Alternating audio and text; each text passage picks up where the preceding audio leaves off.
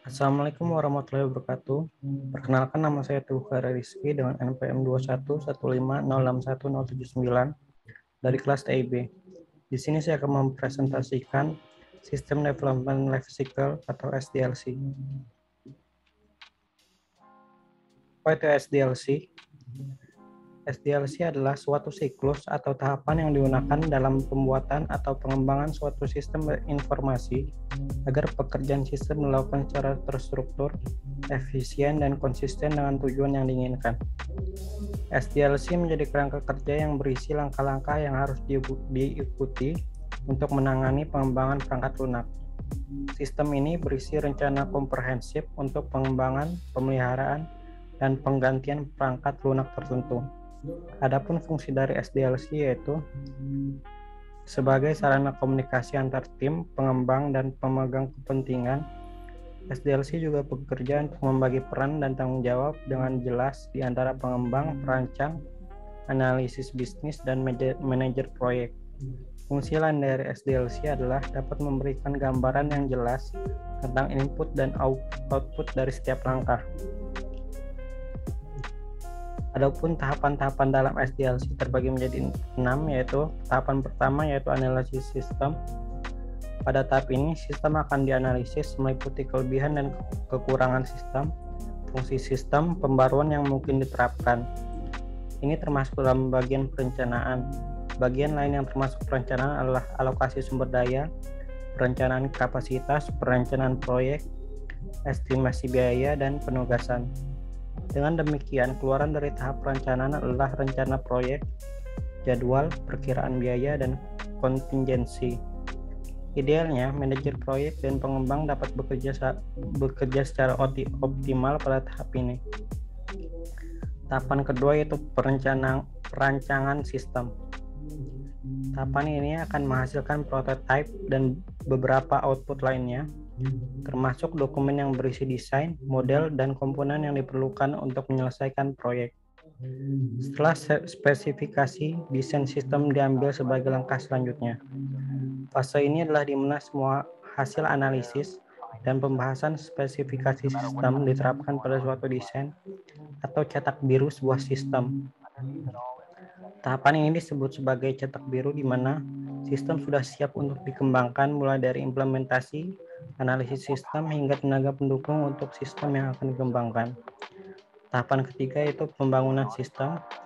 Ini merupakan tahapan di mana desain mulai disempurnakan, dibuat atau diimplementasikan menjadi sistem yang lengkap dan dapat digunakan. Jika kita bandingkan dengan konstruksi, maka tahap ini adalah tahap membangun. Tahap ini memakan waktu lama karena akan ada kendala baru yang dapat menghambat pengembangan sistem. Pada titik ini, desain dapat berubah karena satu atau lebih alasan. Tahap selanjutnya adalah menghasilkan perangkat lunak sebagai bagian dari proses pengembangan. Tergantung pada metode yang digunakan, langkah ini dapat dilakukan dengan cepat. Output yang dihasilkan pada tahap ini adalah perangkat lunak yang sudah berfungsi dan siap untuk pengujian. Tahapan keempat yaitu pengujian sistem. Pada tahap ini beberapa faktor harus diperhatikan, seperti kemudahan penggunaan untuk mencapai tujuan sistem yang telah disiapkan sejak perancangan sistem. Jika ada kesalahan, langkah 1-4 harus diperbarui, diulang atau direvisi sepenuhnya. Beberapa pengujian yang harus dilalui antara lain kualitas kode, pengujian fungsional, pengujian integrasi, pengujian kinerja, dan pengujian keamanan. Tahapan kelima yaitu implementasi. Tahapan ini disebut sebagai fase penyebaran. Pada titik ini, perangkat lunak digunakan setelah melalui proses yang mencakup beberapa persetujuan manual. Langkah ini dilakukan sebelum perangkat lunak masuk ke produksi. Hasil yang diperoleh pada tahap ini adalah perangkat lunak yang siap untuk diproduksi massal. Tahapan ke-6 yaitu pemeliharaan sistem. Pada tahap ini, perangkat lunak yang dihasilkan harus terus dipantau untuk memastikan bahwa itu berfungsi dengan baik. Celah dan kerusakan yang ditemukan selama produksi harus dilaporkan dan diselesaikan.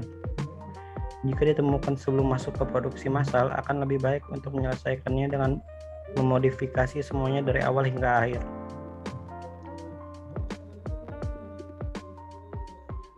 Berikut merupakan beberapa model-model SDLC. Ada berbagai model software development life cycle atau SDLC yang ditentukan dan dirancang, yang diikuti selama fase pengembangan perangkat lunak. Model ini juga disebut sebagai software development process models. Setiap model proses mengikuti serangkaian fase yang unik untuk jenisnya, untuk memastikan keberhasilan dalam langkah pengembangan perangkat lunak. Berikut merupakan model-model SDLC. Waterfall model.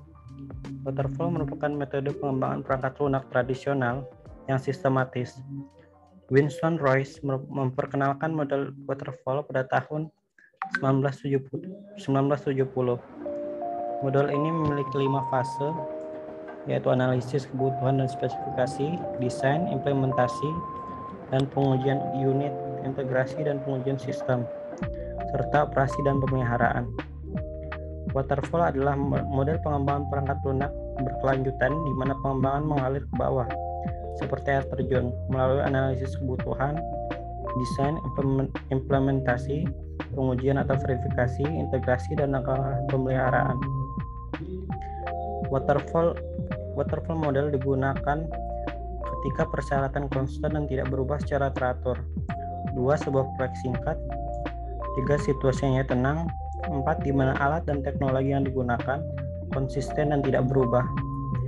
Dan terakhir, ketika sumber daya dipersiapkan dengan baik dan tersedia untuk digunakan. RAD model. Proses RAD atau Rapid Application Development merupakan adopsi dari model waterfall. Pengembangan perangkat lunak yang ditargetkan dalam waktu singkat. Model RAD didasarkan pada konsep bahwa sistem yang lebih baik dapat dikembangkan dalam waktu yang lebih singkat dengan menggunakan kelompok fokus untuk mengumpulkan persyaratan sistem, meliputi business modeling, data modeling, proses modeling, application generation, testing, dan turnover. RAD model digunakan ketika sistem harus membuat proyek yang termodulasi dalam rentang waktu yang singkat, sekitar 2-3 bulan. 2. Ketika persyaratan sudah diketahui. 3. Ketika risiko teknis terbatas. 4. Ketika ada kebutuhan untuk membuat sistem yang termodulasi dalam jangka waktu 2-3 bulan. 5. Ini harus digunakan hanya jika anggaran memungkinkan penggunaan alat pembuat kode otomatis. Spiral model. Model spiral adalah model proses berbasis risiko. Model SDLC ini membantu tim untuk menerapkan elemen dari satu atau lebih model proses. Setiap siklus dalam spiral dimulai dengan mendefinisikan tujuan untuk siklus itu, berbagai alternatif yang mungkin untuk mencapai tujuan, dan kendala yang ada. Ini adalah kuadran pertama dari siklus, kuadran kiri atas. Langkah selanjutnya dalam siklus ini adalah mengevaluasi berbagai alternatif berdasarkan tujuan dan kendala. Tujuan penilaian pada tahap ini didasarkan pada resiko yang dirasakan terhadap proyek. Langkah selanjutnya adalah mengembangkan strategi untuk menghadapi ketidakpastian dan resiko. Fase ini dapat mencakup kegiatan seperti benchmarking, simulasi, dan prototyping. Spiral mode digunakan ketika pembebasan diperlukan. 2. Ketika proyek besar. 3. Ketika persyaratan tidak jelas dan kompleks. 4. Ketika perubahan mungkin diperlukan setiap saat. Dan 5. Ketika proyek anggaran besar dan tinggi. V-model. Selama pengujian dan pengembangan model SDLC jenis ini, langkah-langkahnya direncanakan secara paralel. Oleh karena itu, ada fase verifikasi di satu sisi dan fase validasi di sisi lain. V-model berpartisipasi dalam fase pengkodean. Bentuk V dari metode V-model mempresentasikan berbagai tahapan yang akan dilalui selama siklus hidup pengembangan perangkat lunak, dimulai dari tahapan dari kiri atas dan bekerja seiring waktu menuju ujung kanan atas. Tahapan mewakili perkembangan linear, pengembangan yang mirip dengan model air terjun. V-model digunakan ketika persyaratan didefinisikan dengan baik dan tidak ambigu. Kedua, ketika model berbentuk V harus digunakan untuk proyek yang berukuran kecil hingga menengah di mana persyaratan didefinisikan dan diperbaiki dengan jelas. Ketiga, ketika model berbentuk V harus dipilih ketika sampel sumber daya teknis tersedia dengan keahlian teknis yang penting. Incremental model. Model incremental adalah proses pengembangan perangkat lunak di mana persyaratan dibagi menjadi beberapa modul mandiri dari siklus pengembangan perangkat lunak. Dalam model ini, setiap modul melewati fase persyaratan, desain, implementasi, dan pengujian. Setiap rilis modul berikutnya menambahkan fungsi ke rilis sebelumnya. Proses berlanjut sampai sistem lengkap tercapai.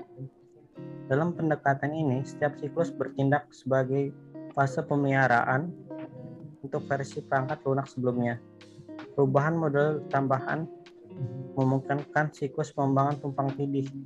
Kemudian siklus berikutnya dapat dimulai sebelum berakhirnya siklus sebelumnya. Incremental model digunakan ketika persyaratan lebih unggul. Kedua, ketika sebuah proyek memiliki jadwal pengembangan yang panjang. Ketiga, ketika tim perangkat lunak tidak terlalu tampil atau terlatih. Keempat, ketika pelanggan menuntut rilis cepat produk. Kelima, Anda dapat mengembangkan persyaratan yang diprioritaskan terlebih dahulu. Lalu ada agile model. Metode agile merupakan praktik yang mendorong hubungan berkelanjutan dari pengembangan dan pengujian selama proses SDLC dalam proyek apapun. Dalam metode agile, semua proyek dibagi menjadi build incremental kecil. Semua build ini disediakan dalam perulangan, dan setiap perulangan berlangsung selama 1 hingga 3 minggu. Pembagian seluruh proyek menjadi bagian-bagian yang lebih kecil membantu meminimalkan resiko proyek dan mengurangi persyaratan waktu pengiriman proyek secara keseluruhan. Setiap iterasi melibatkan tim yang bekerja melalui siklus hidup pengembangan perangkat lunak penuh termasuk perencanaan, analisis persyaratan, desain, pengkodean, dan pengujian sebelum produk yang berfungsi ditunjukkan kepada klien. Kapan menggunakan agile model? Ketika perubahan sering diperlukan. Kedua, ketika tim yang sangat berkualitas dan berpengalaman tersedia. Ketiga, ketika pelanggan siap untuk mengadakan pertemuan dengan tim perangkat lunak setiap saat. Keempat, ketika ukuran proyek kecil. Lalu ada iteratif model. Ini adalah implementasi khusus SDLC yang berfokus pada implementasi awal yang disederhanakan. Kemudian secara bertahap menjadi lebih kompleks dan kumpulan fitur yang lebih luas hingga sistem final selesai. Singkatnya, pengembangan iteratif adalah cara untuk memecah proses pengembangan perangkat lunak dari aplikasi besar menjadi bagian-bagian yang lebih kecil. Iteratif model memungkinkan pengaksesan fase-fase sebelumnya, di mana variasi dibuat masing-masing. Hasil akhir proyek diperbarui pada akhir proses System Development Life Cycle atau SDLC. Iteratif model digunakan ketika persyaratan didefinisikan dengan jelas dan mudah dimengerti. Kedua, ketika aplikasi perangkat lunak berukuran besar. Ketiga, ketika ada kebutuhan perubahan di masa depan. Lalu ada Big Bang model. Model Big Bang memfokuskan semua jenis sumber daya pada pengembangan perangkat lunak dan pengkodean dengan sedikit atau tanpa perencanaan. Persyaratan dipahami dan dipenuhi dari waktu ke waktu, dan hasilnya mungkin atau mungkin tidak sesuai dengan kebutuhan pelanggan. Karena dalam model ini bahkan persyaratan pelanggan tidak ditentukan. Model ini sangat ideal untuk proyek kecil seperti proyek akademik atau proyek praktis. 1 atau 2 pengembang dapat bekerja sama dalam model ini. Big Bang model digunakan ketika proyek ini kecil seperti proyek akademis atau proyek praktis, ketika ukuran tim pengembang kecil. Ketiga, ketika persyaratan tidak ditentukan dan tanggal rilis tidak dikonfirmasi atau diberikan oleh pelanggan. Berikut bukan tabel kriteria pengembangan software. Di sini ada berbagai macam software dan kriteria pengembangan sistemnya. Tabel ini memudahkan untuk memilih model software yang akan digunakan untuk proyek yang akan dilakukan. Sekian presentasi dari saya. Berikut merupakan referensi yang saya gunakan.